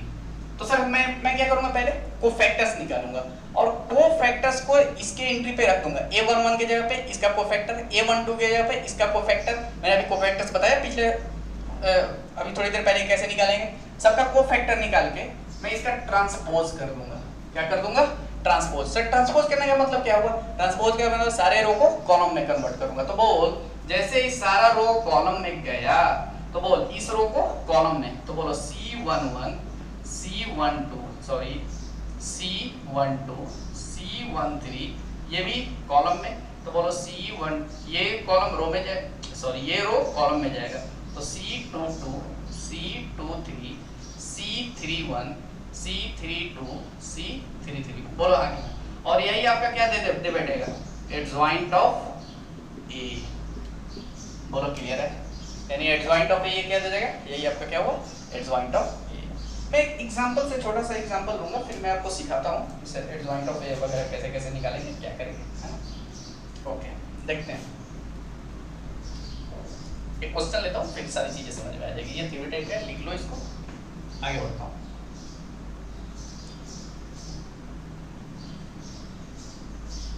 इसमें तो मैं इतना स्लो हूँ, फंक्शन में बहुत फास्ट चलूंगा भाई, है ना। एक एग्जांपल लेता हूँ, A इक्वल टू, कहानी में है मेरे पास है एक क्वेश्चन, मैं उसका मैंने ऑलरेडी निकाल चुका हूँ, ठीक है। मैं उसी का सब कर दूंगा क्योंकि टाइम लग जाएगा वैसे। 1 0 -4 -2 2 5 4 1 3। ये भैया पूछ रहा है फाइंड एडजॉइंट ऑफ ए, ठीक है। क्या पूछ रहा है सर, एडजॉइंट ऑफ ए पूछ रहा है इसका, ठीक है। अब देख भाई, एडजॉइंट ऑफ ए हम लोग डायरेक्ट करते हैं। Adjoint of A equal to, first of all I will take transpose, आगे लिखूंगा, लिख लिया सर। अच्छा, हर एक इंट्रीज का हम लोग क्या निकालेंगे, कोफैक्टर निकालेंगे। भाई ये बहुत मुश्किल काम है। मुश्किल क्या है, मतलब इस एलिमेंट का कोफैक्टर निकालना है। चलो निकालते हैं पहले, है ना। किसका सर, इसका कोफैक्टर। तो बोल इसका कोफैक्टर निकालने के लिए क्या मैं छोड़ूंगा, इसको और इसको छोड़ूंगा। पहले तो माइनर जानते थे ना, माइनर के साथ प्लस और माइनस का साइन लगा देंगे तो क्या हो जाएगा, कोफैक्टर हो जाएगा। Plus minus plus minus plus minus plus minus plus, बोलो हाँ कि ना। अब देखो, तो 1 का मुझे क्या निकालना है, कोफैक्टर। तो इसको और इसको छोड़ा तो बोल 3 2 ना 6 में से फिर 5 को घटाएंगे तो बोल कितना आएगा, 1। और 1 के साथ क्या है ये, प्लस, तो बोल इसका क्या हो गया, 1। बोलो हाँ कि ना। अब आ जाओ, इसका हम लोग, ये -2 है, ध्यान देना, ये क्या है, -2 है। इसका हम लोग कोफैक्टर निकालेंगे तो बोलो क्या है, रेड पेन। अब इसका हम लोग निकालेंगे क्या भाई, हाँ, अब आ जाओ, इसका हम लोग क्या निकालेंगे भाई, कोफैक्टर। तो बोल इसका कोफैक्टर निकालने के लिए क्या, मैं इस इंट्रीज और इस इंट्रीज सारे भैया को छोड़ दूंगा और इसको पकड़ूंगा, है ना। ये 0 -4 1 3। वैसे देख बिहार बोर्ड में तो क्या करना, मैं तेरे को सिखा रहा हूँ कि ऐसे लिखना कोफैक्टर ऑफ, चलो एक बोर्ड के हिसाब से बताता हूँ, है ना, बिहार बोर्ड में कैसे कैसे लिखना है। कोफैक्टर ऑफ 1, कोफैक्टर ऑफ, मैं इसको क्या लेता हूँ, मैं -1 कर लेता हूँ, ध्यान देना, -1, क्योंकि अलग अलग इंट्रीज सारी हो जाएगी तो सही रहेगा। अच्छा, कोफैक्टर ऑफ 1 इक्वल टू क्या आ जाएगा, -1, ये क्या है, प्लस है पहले तो प्लस ही रहेगा। अब देखो इसका और इसको छोड़ेंगे तो बोल इसका डिटरमिनेंट आएगा, तो बोल 5 3 2 ना 6 और -5 कितना आएगा, 6 और -5 माइनस प्लस 11 हो गया ना। 6 माइनस प्लस 5 इक्वल टू 11, ठीक है। अब आ जाओ, कोफैक्टर ऑफ किसका सर, -2, कोफैक्टर ऑफ -2। तो बोलो इसका और इसका छोड़ेंगे तो बोल 0 0 माइनस ये माइनस माइनस प्लस यानी 4 इक्वल टू कितना आया माइनस का 4 लेकिन सोच टोटल के आगे मैं साइन क्या लगा दूंगा माइनस का क्यों सर क्यों क्यों क्यों क्यों क्योंकि ये क्या है माइनस ठीक है तो बोलो क्या आ गया प्लस का 4 क्लियर है ओके कोफैक्टर ऑफ वैसे ही कोफैक्टर निकालूंगा किसका 4 का कोफैक्टर तो सर सोचते हैं 4 का कोफैक्टर है ना 4 का कोफैक्टर निकालूंगा तो बोलो ये और ये एंट्री को मैं छोड़ूंगा इसका मतलब ये मेरे पास टोटल डिटरमिनेंट्स आया तो बोलो तो इसका डिटरमिनेंट पहले निकाल लो तो बोलो 0 0 माइनस और माइनस प्लस 4 2 ना 8 आ गया और 8 के आगे क्या कर दूंगा 8 तो लिखूंगा ही तो बोल लिखूंगा आगे क्या है प्लस तो प्लस का प्लस ही रहेगा इसका मतलब क्या है सर ये 8 ठीक है या पहले की तरह निकाल लेना कोफैक्टर है ना अब कोफैक्टर ऑफ 0 कोफैक्टर ये कौन सा है 0 है ना हाँ 0 अब सोचते हैं तो सर इसमें क्या करेंगे इसमें ये एंट्री और ये एंट्री को छोड़ेंगे ये एंट्री और ये एंट्री को छोड़ेंगे तो बोलो 2 माइनस का 2 4 5 3 क्या बचा सर माइनस का 2 4 5 3 ये तो होता है अच्छा अब देखो इधर क्या है साइन प्लस का तो प्लस का ही रखेंगे अब आ जाओ अब इसका डिटरमिनेंट निकालो तो बोलो माइनस का 6 और माइनस का 9 माइनस का 15 सॉरी माइनस का 6 और 20 कितना हो गया माइनस का 6 और माइनस का 20 माइनस का 26 ठीक है अब आ जाओ अब वैसे ही 0 ले लिया और फिर 2 का निकालेंगे 2 का यार पता है ये बहुत टाइम वेस्टिंग होता है अच्छा चल कोई बात नहीं 2 का ले लेते हैं तो बोलो इधर का छोड़ूंगा तो 1 माइनस 4 3 तो 1 माइनस 4 4 और ये क्या है सर 3 है अच्छा अब देख ये 2 का इसके बारे में बात कर रहे थे तो बोल इसके बारे में जैसे ही मैंने बात किया बोल साइन क्या है प्लस का तो बोल प्लस का ही लिखेंगे है ना 0 के सामने क्या था 0 0 0 के सामने क्या था माइनस सॉरी यहाँ पे गलत हो रहा है हाँ माइनस लिखेंगे तो बोलो माइनस माइनस प्लस 26 ठीक है अब आ जाओ सर 2 का ये है ना अच्छा जैसे ही मैंने निकाला तो बोल 3 माइनस माइनस प्लस 16 बोलो कितना आया 90 ठीक है अब बोलो अब किसका सर -1 का कोफैक्टर तो बोलो -1 के आगे क्या है ये माइनस का साइन है तो पहले ही मैं माइनस का साइन लगा दूंगा और इसका मैं ये माइनर वैसे इसको माइनर बोलते हैं माइनर के साथ प्लस माइनस का साइन आ गया तो समझ लो वो कोफैक्टर हो गया तो बोलो -1 तो इसको और इसको छोड़ेंगे तो क्या बचेगा बता ये यानी बचेगा सर 1 -4 2 5 माइनस का 2 5 ठीक है अब आ जाओ तो सर जैसे ही मैंने इसका डिटरमिनेंट निकाला तो बोलो माइनस का 1 इंटू 5 माइनस माइनस प्लस है ना माइनस का 5 माइनस माइनस प्लस माइनस 4 गुना 8 ठीक है 8 में से 5 घटा माइनस का 3 यानी 3 आ गया तो वैसे ही सर क्या मैं सारी इंट्रीज का निकालूंगा मैंने बोला हाँ सारी इंट्रीज का निकाल लेना ठीक है अब ये तेरा काम रहा एच आपको करना होगा इसलिए adjoint of A equal to बोल क्या रखूंगा मैं सबकी की जगह पे रख दूं बोलो 1 का कोफैक्टर क्या था 11 अब बोल -2 का कोफैक्टर क्या था 4 अब बोल 8 का कोफैक्टर क्या था 8 का क्या है हाँ 4 का कोफैक्टर क्या था 8 वैसे ही 26 19 3 और मैं इधर भी आएगा 3 का आप निकाल लेना अच्छा और इसका क्या करना सर ट्रांसपोज ले लेना है ना ट्रांसपोज मैं मान लेता हूँ ये कोई नंबर है ना अपने से लिख लेता हूँ कुछ भी लिख लेता हूँ है ना 2 4 6 निकाल लेना आप लोग जो भी आएगा अच्छा बोल जैसे इसमें इसका ट्रांसपोज करूंगा तो बोलो 11 4 8 26 19 3 2 4 6 यानी सारे रो को मैंने कॉलम में बदल इसको कॉलम में इसको कॉलम में और इसको कॉलम में यही हुआ आपका क्या है एडजॉइंट ऑफ ए चलो आगे बढ़ते हैं ठीक है अब आ जाओ देखिए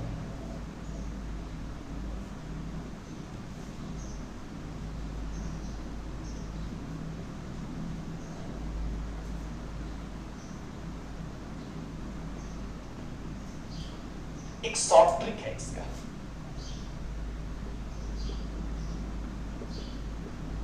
short trick to finding adjoint of A ठीक है एकदम बिल्कुल शॉर्ट एक लाइन में आंसर इसका चल भाई ले लेते हैं एग्जांपल कोई कुछ भी उठा लेते हैं 1 2 0 -1 2 4 0 2 4 ले लेते हैं है ना इसका मुझे बोल रहा है कि भैया इसका एडजॉइंट बताओ क्या होगा adjoint of A equal to का हुई। ठीक है, याद करो, मैं डिटरमिनेंट भी बताया था सॉफ्ट ट्रिक से, है ना। अभी मैं एडजॉइंट बता रहा हूँ सॉफ्ट ट्रिक से। तो पहले क्या करो, इस सारी मैट्रिक्स को यहाँ पे कॉपी करो। तो बोलो 1 2 0 -1 2 4 0 2 4। मैं डिटरमिनेंट में क्या बताया था, इस सारी पार्टी को इधर कॉपी कर लो। लो सर कर लिया, 1 -1 0 2 2 2। बोलो हाँ कि ना। तो सर जैसे ही कॉपी किया, अब क्या करूंगा, अब इतना कॉपी करने के बाद ये जो भी दो ऊपर है इसको मैं नीचे कॉपी करूंगा, इस पार्टी को मैं फिर नीचे कॉपी करूंगा।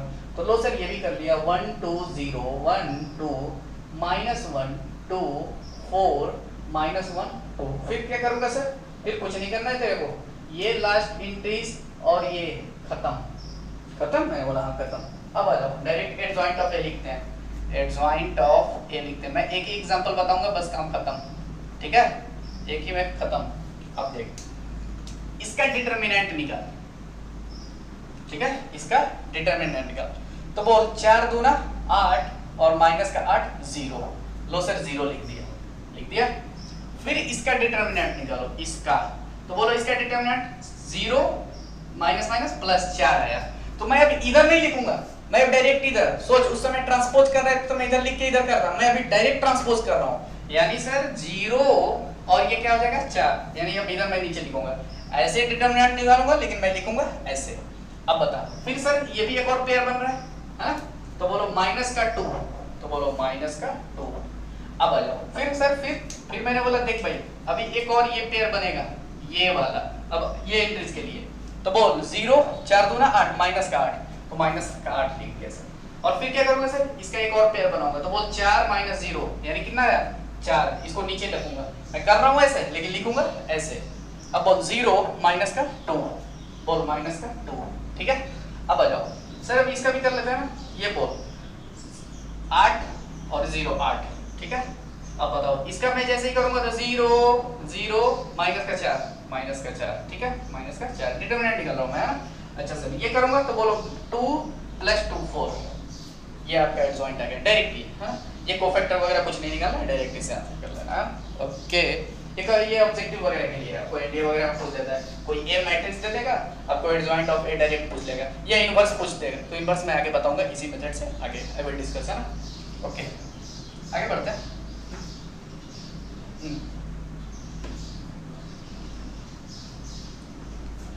एक बहुत ही रोचक कहानी है इसमें, है ना।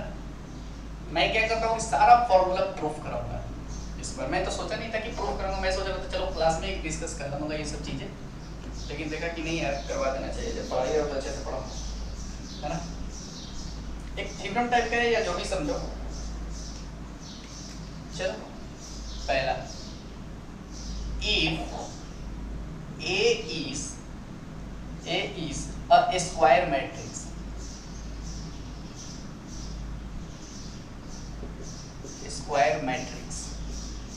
then A is a square matrix of order n order का लेते हैं, of order n, then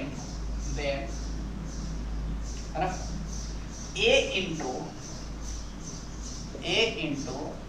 एक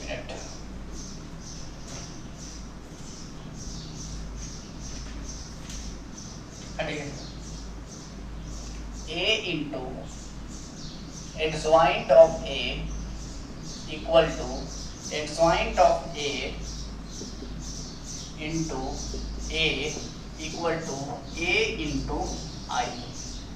A into date of A, है ना, determinant of A into I, ध्यान रखना, determinant of A into I।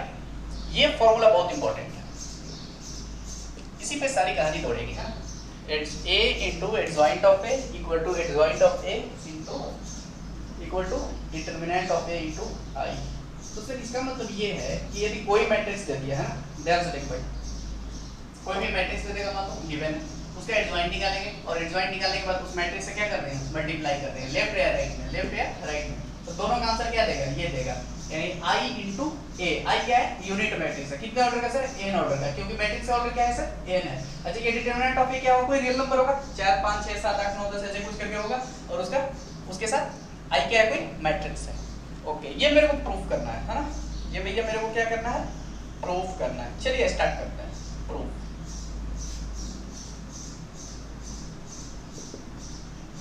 है ना, मैं क्या लेता हूं, लेट A इक्वल टू कोई मैट्रिक्स ले लेता हूं, है ना। अच्छा ऐसा करूं क्या, मैं पूरा पार्टी को मिटा देता हूं, फिर मैं प्रूफ स्टार्ट करता हूं ना, क्योंकि जगह मेरे पास ज्यादा आ जाएगा।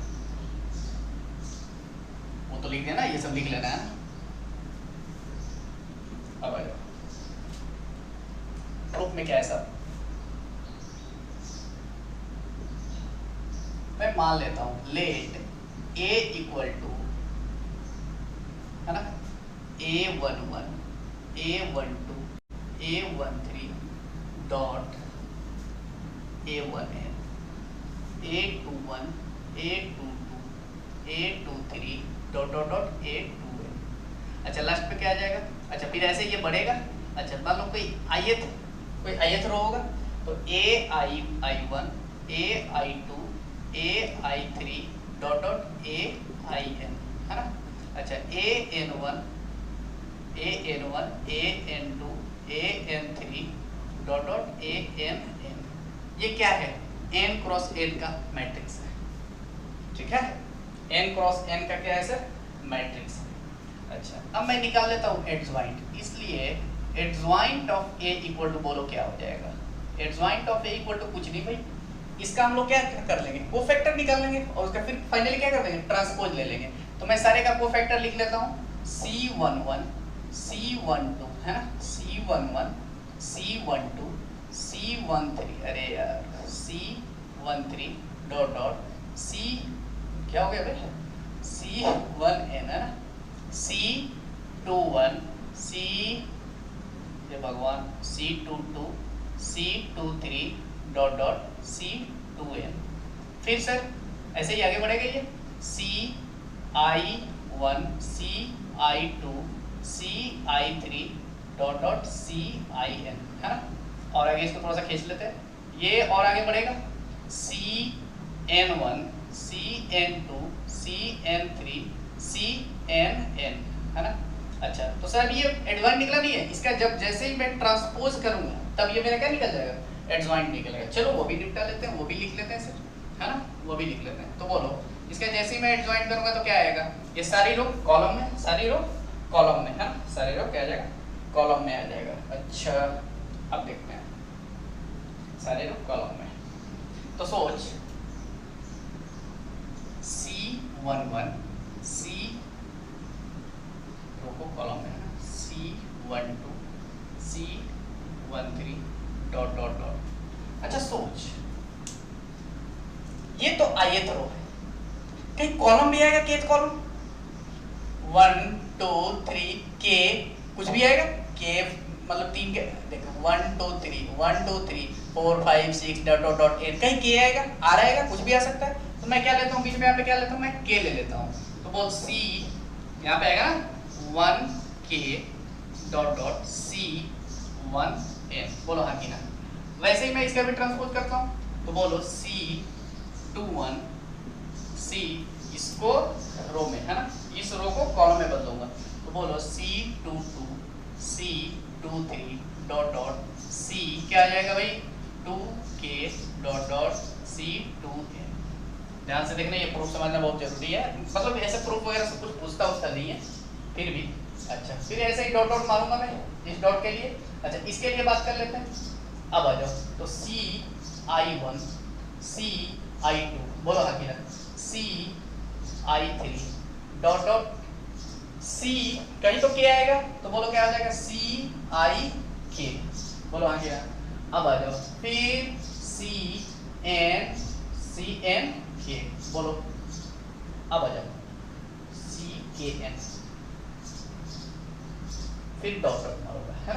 अच्छा अब ये लास्ट वाली पार्टी के लिए लिख लेता हूँ भाई CN1 CN2 CN3 dot dot, मैं डायरेक्ट लाता हूँ CNN। वैसे तो C क्या हो जाएगा, यहाँ पे देख I है तो IN हो जाएगा, है। क्लियर है। अब अच्छा अब सोचते हैं, ये NK हो जाएगा भैया, ये N और K, ठीक है। अब मैंने इसका क्या ले लिया, ट्रांसपोज करके लिख दिया। अब मेरे को भाई साहब करना क्या है, अब सोच, अब मेरे को क्या करना है, a into adjoint of a, a into adjoint of a। तो सोच a कहाँ है सर, ये है, लिख लेते हैं a equal to a11 a12 a13 dot dot a1n a21। सिर्फ यार इसमें लिखने लिखाने का काम है। वैसे मैं सोच रहा था कि इसको कुछ छोड़ ही कुछ है नहीं इसमें, लेकिन सोचा कि नहीं बताना जरूरी भी है। ai1 ai2 ai3 dot dot ain, फिर क्या मारूंगा sir, dot dot an1 an2 an3 dot dot an, और फिर मुझे करना क्या है, इसके साथ मल्टीप्लाई कराना है, किसका, adjoint of A. Adjoint of A कहाँ है सर, ये है ना, क्योंकि मैं इसका ट्रांसपोज ले चुका हूँ। आजा सेम चीज को मैं यहाँ पे कॉपी पेस्ट करता हूँ। तो बोलो C11, थोड़ा कॉपी पेस्ट करने में टाइम लग जाएगा, तब तक से कर लेता हूँ 1 2 C13 dot dot C1k dot dot C1n है ना, ओके। अब आ जाओ C21 C22 C23 dot dot C2k C2n। अब क्या आ जाएगा, CI1 CI2 CI3 dot dot CIK, फिर क्या आ जाएगा CKN, है ना। अच्छा फिर ये यहाँ पे डॉट डॉट लगा देता हूँ, यहाँ पे डॉट डॉट लगेगा CN1 CN2 CN3 dot dot CNK dot dot CNN। अब आया, अब इसका मल्टीप्लाई करवाना है ना। सोच ध्यान से एकदम, इस रो का इस कॉलम के साथ मैं मल्टीप्लाई करा रहा हूं, ध्यान देना मेरी बात। इस रो का इस कॉलम के साथ मल्टीप्लिकेशन आपको आनी चाहिए, है ना। देख मैं डायरेक्ट एक झटके में इसका डिटरमिनेंट का मल्टीप्लाई करके बाहर आ जाऊंगा। कैसे सर, कैसे? सो जैसे ही मल्टीप्लाई करूंगा तो क्या आएगा, a11 c11 plus a12 c12 plus a13 c13 plus dot dot a1n c1n, ठीक है। अच्छा ये आया। अब मैंने तेरे को अभी तुरंत बताया था कि किसी भी इंट्रीज और उसका कोफैक्टर का मल्टीप्लाई यदि सम में हो तो वो क्या होता है, डिटरमिनेंट ऑफ ए होता है। तो सर इसका मतलब ये जो इंट्रीज है, जैसे ही मैंने मल्टीप्लाई कराऊंगा तो देख तेरा क्या आएगा, a11 c11 plus a12 c12 plus a1n c1n।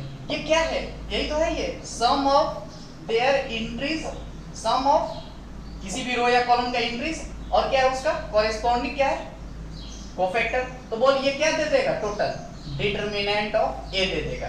यानी इसका मतलब सर इसका और इसका मल्टीप्लाई कराने के बाद ये मेरे को कुछ नहीं है, क्या है ये, डिटरमिनेंट ऑफ ए है। बोलो हाँ कि ना। यानी इसका और इसके साथ मल्टीप्लाई कराया तो जो भी इंट्रीज आया ये आया, और ये किसके बराबर है, ए के। मैंने अभी जस्ट पढ़ाया था। अब आ जाओ, इसका इसके साथ, ये रो का इस रो के साथ भी कराऊंगा, फिर इसके भी इस कॉलम के साथ भी कराऊंगा, इस कॉलम के सारी कॉलम के साथ कराऊंगा। तो मैंने क्या बताया था कि तो अब बोलते रहा क्या आ जाएगा, करा कर देख लेता हूं, है ना। अभी देख लेता हूं, a11 तो मैं इसके साथ कराऊंगा c21 plus a12 c22 dot dot a1n c2n, क्या है, ये आएगा, है ना। अब देख ये क्या है, ये a11 तो है ही, और इसका क्या है, कोफैक्टर नहीं है, इसका कोफैक्टर तो c11 होगा, लेकिन यहाँ पे क्या है, c21 है। यानी किसी और रो का क्या है, ये किसी और का ये क्या है, ये कोफैक्टर है। तो बोल इसकी वैल्यू क्या आई थी, 0, बट में लिखवाया था ना, बट इसका इसके साथ क्या आ जाएगा, 0। तो बोल इसके साथ क्या लिखूं, 0। तो ऐसा ही इसके साथ भी होगा, ये और इसका तो कोफैक्टर है ही नहीं ये, यानी इसका यहीं पे सिर्फ कोफैक्टर मिलेगा। जैसे ही इसका इसके साथ मल्टीप्लाई करूंगा, this and their cofactor will give this one, this row and this column will gives their element and their cofactors, and which will give the determinant of a, and otherwise it will gives what, 0, है ना, 0 0 0 0। बोलो हाँ कि ना। अब आ जाओ दूसरी बात करते हैं। सर इसका मतलब इसका भी मैं क्या करूंगा, मल्टीप्लाई करूंगा, किसके साथ भाई, इसके साथ, इसके साथ, इसके साथ, सबके साथ। तो बोल जैसे ही मैंने इसका इसके साथ कराया तो बोल A21 C11, यानी ये इंट्रीज का कोफैक्टर ये नहीं है, C11 नहीं है, क्या था C21 आना चाहिए, लेकिन क्या है ये अलग आ रहा है, A21 C11। तो बोलो आंसर क्या होगा, 0। अच्छा अब बोल जैसे इसका अब इसके साथ, लेकिन सोच इसका इसके साथ जैसे ही मैंने मल्टीप्लाई में इसको घुसेड़ा तो बोल क्या, A21 C21 A22 C22 plus में, यानी क्या आ जाएगा, element and their cofactor, then it will gives determinant of A। बोल हाँ कि ना, तो ये क्या है, डिटरमिनेंट ऑफ A। बाकी के साथ क्या देगा सर, 0, तो 0 0 0, ऐसे ही 0 0 A 0 0 है ना। और फिर लास्ट में सर क्या देगा, लास्ट में ऐसे ही बढ़ते बढ़ते 0 0 0, लास्ट में कहां तक जाएगा, ये A डिटरमिनेंट देगा। बोलो हाँ कि ना, क्लियर है, यानी इसकी मल्टीप्लाई ये होगी। तो सोच इतना कॉन्सेप्ट यदि मैं पहले नहीं बताता तो का सब लोग यहाँ पे नहीं पहुंच पाते, इसलिए ये सब चीजों को समझना अपने को जरूरी था। वो पहले वाला जो मैंने बताया था कोफैक्टर्स वगैरह वगैरह है ना। अब आ जाओ, तो सर ये मैंने पाया, अभी तक हमने क्या निकाला, A into adjoint of A, है ना, A into adjoint of A equal to this one। अब मैं am going to erase this one, बहुत लंबी कहानी है इसकी प्रूफ।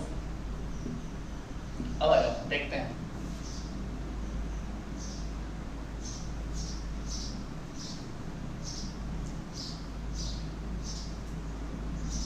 बोलो क्या आया था, तो क्या मैं इससे भी डिटरमिनेंट ऑफ A, इससे भी डिटरमिनेंट ऑफ A, इससे भी डिटरमिनेंट, मैं क्या कर रहा हूँ, डिटरमिनेंट ऑफ A कॉमन ले लेता हूँ। डिटरमिनेंट ऑफ A जैसे ही कॉमन लिया तो बोल क्या बनेगा, 1 0 0 0 0 1 0 0 0 0 0 1 0, फिर क्या हो जाएगा 0 0 डॉट डॉट डॉट 0 1, क्या यही आएगा। और ये कौन है, यूनिट मैट्रिक्स, खत्म। ये क्या है, n क्रॉस n का क्या है, यूनिट मैट्रिक्स, यानी determinant of A into I। तो sir A into adjoint of A वैसा ही आया, और adjoint of A into A similarly क्या आएगा, वैसा ही आएगा। Similarly adjoint of A into A equal to क्या आ जाएगा, वही आ जाएगा, A into I। It means so A into उसका adjoint equal to adjoint of A into वही मैट्रिक्स इक्वल टू क्या होता है, determinant of A into I। ये क्या होगा, मैंने प्रूव कर दिया, व्हिच इज प्रूव। नोट करो, है ना। आगे बढ़ते हैं, है कुछ आगे और डेफिनेशन है वो मैं लिख लेता हूँ सारी चीजें।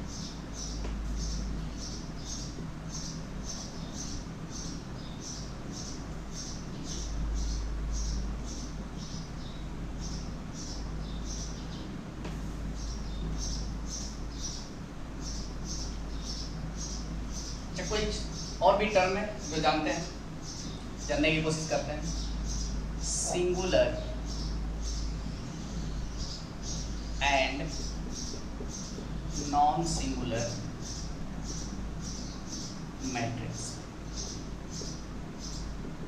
ठीक है sir, singular and non singular matrix. Okay, definition लिख लेते हैं, बहुत सीधा सिंपल है। A square matrix, a square matrix is said to be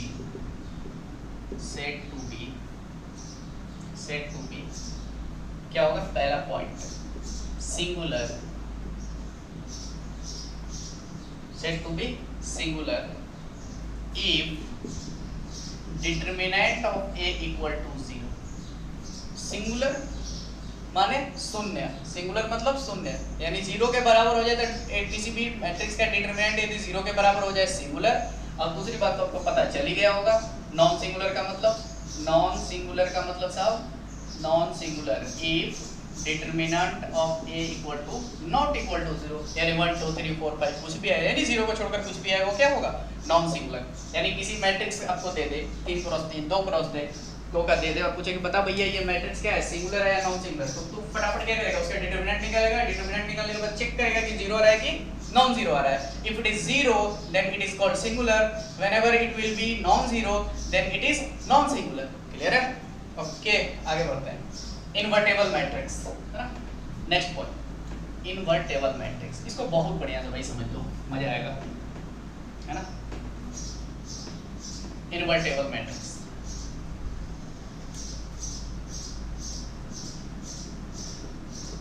invertible matrix क्या है भाई, इसका फंडा क्या है, क्या बोलता है ये? A square matrix, a square matrix of order n is said, square matrix A लिख देते हैं, square matrix A of order n is said to be invertible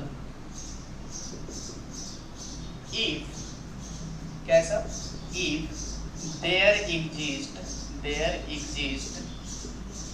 a matrix B such that A into B equal to B into A equal to I। ठीक है, इसका definition, sir definition समझते हैं बहुत बढ़िया से, है सर? ये बोल क्या रहा है, देख भाई, यानी ये A के बारे में बात कर रहा है वैसे, है ना? A के बारे में पूछ रहा है कि इन्वर्टेबल मैट्रिक्स, है ना? A square matrix A of order n order का है, n की जगह पे 2 3 4 5 6 कुछ भी हो सकता है, यानी स्क्वायर मैट्रिक्स होना चाहिए।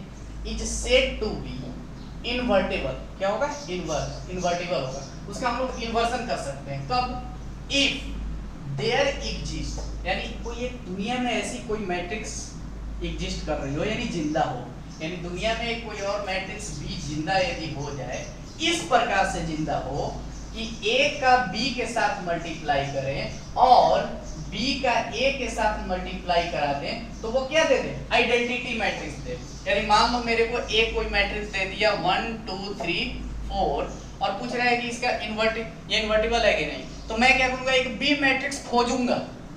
क्या करूंगा, एक B मैट्रिक्स ऐसा खोजूंगा। कैसे खोजूंगा, मैं इसके बारे में चर्चा नहीं कर रहा हूं, है ना? एक B मैट्रिक्स यदि मैं कोई खोज दूं, अपने से कोई खोज दूं, है ना, A B C D, मान लेता हूं ये मेरा कोई B मैट्रिक्स है, इस प्रकार से ये B मैट्रिक्स होना चाहिए कि A का B के साथ मल्टीप्लाई कराएं, A का B के साथ और B का A के साथ मल्टीप्लाई कराएं, तो वो क्या दे दे, यूनिट मैट्रिक्स दे दे। ठीक है, B एक ऐसा मैट्रिक्स मैंने ढूंढ लिया कि A का B के साथ और B का A के साथ कराए, तो वो हमेशा क्या देगा, I देगा। तब हम लोग क्या करते हैं, तो दिस A मैट्रिक्स क्या होगा, इन्वर्टिबल। एंड एक बात और ध्यान में रखना, I एंड, और वो जो B मैट्रिक्स होगा ना, जो B मैट्रिक्स होगा वो क्या होगा, A का इनवर्स होगा, which imply A inverse equal to B। यही होता है B, यही होता है इनवर्स ऑफ मैट्रिक्स। ठीक है, फिर से समझते हैं। यानी जो मैट्रिक्स सर मैंने ढूंढ लिया था, पता नहीं कैसे ढूंढा था, मेरे को नहीं पता कैसे ढूंढेंगे, वो अभी हम लोग नहीं जानते हैं, लेकिन ये तो मेरे को A मैट्रिक्स कोई दिया होगा और B मैट्रिक्स मान लो सर मैं किसी तरीके से ढूंढ लिया, और ढूंढने के बाद मैंने दोनों तरफ से मल्टीप्लाई किया, A का B के साथ और B का A के साथ, तो आइडेंटिटी मिल गया जिस दिन, तो मैं इस B वाले मैट्रिक्स को बोलूंगा कि भैया तू क्या है, A का क्या है, इनवर्स है। A का क्या है, इनवर्स है, और ये A का इनवर्स ऐसे डिनोट किया जाता है, inverse of A equal to B। ठीक है, inverse of A equal to B। चलिए अब सोचते हैं, यानी B जो भी मिल गया ना मेरे को, ये B A का B के साथ और B का A के साथ, यदि I आ जाए तो मैं बोलूंगा B is the inverse of A। लिख लो, B is inverse of A। बोलो हाँ कि ना, क्लियर है? B is the inverse of A। Okay, अब सोचते हैं। ठीक है,